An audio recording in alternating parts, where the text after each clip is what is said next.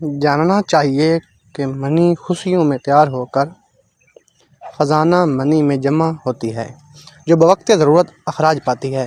یاد رکھیں، منی دونوں خوشیوں میں تیار ہو کر دو نالیوں کے ذریعے خزانہ منی میں بالکل اس طرح جمع ہوتی ہے جس طرح دونوں گردوں میں پیشاب پیدا ہو کر مثانہ میں جمع ہوتا ہے اور بوقت ضرورت اخراج پاتا ہے۔ جس طرح مثانہ میں پیشاب جمع ہو کر اس کے اخراج کی حاجت پیدا ہو جاتی ہے، بالکل اسی طرح جب منی خزانہ منی میں ضرورت سے زیادہ جمع ہو جاتی ہے تو اس کے اخراج کے لیے طبی طور پر خواہش جمع بہت ہو جاتی ہے۔ پیشاب کے اخراج کی خواہش کا اظہار اگر مثانہ میں دباؤ اور بوجھ کی صورت میں محسوس ہوتا ہے تو منی کے اخراج کی خواہش کا اظہار ہے۔ مرد کے خزانہ منی میں دغدغہ ہو کر بار بار انتشار ہوتا ہے۔ جس طرح پیشاب کی حاجت ہونے کے باوجود پیشاب نہ کیا جائے تو امراض گردہ و مثانہ پیدا ہو جاتی ہیں۔ اس طرح جب بغیر خواہش جمع کے بار بار انتشار ہو جو منی کے اخراج کرنے کی ایک حاجت کا اظہار ہے، منی کو بذریعہ جمع خارج نہ کیا جائے تو امراض خصیہ و خزانہ میں منی پیدا ہو جاتے ہیں۔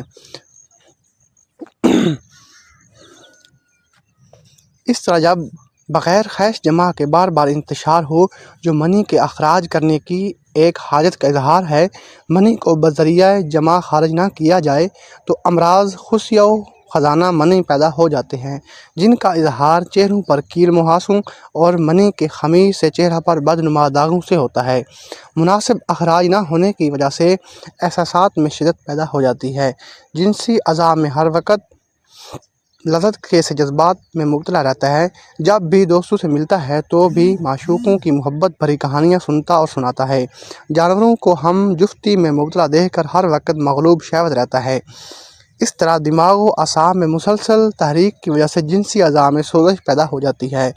بلاخیر جنسی اعضاء کے اعصاب میں تشنج ہونے لگتے ہیں جس سے مرگی اور ہسٹریا وغیرہ کے دورے پڑنے لگتے ہیں۔ چونکہ اعصابی تحریک بڑھ چکی ہوتی ہے اس لیے منی کا قوام پتلا ہو جاتا ہے۔ جنسی اعضاء اور خزانہ منی سے معمولی دغدغہ سے منی بہنے لگتی ہے۔ چونکہ منی کے اخراج میں شدید لذت آیا کرتی ہے اس لیے شروع میں اس حالت کو مریض بے حد پسند کرتا ہے اور پردہ ہی پردہ میں اپنے جسم کو گلاتا رہتا ہے۔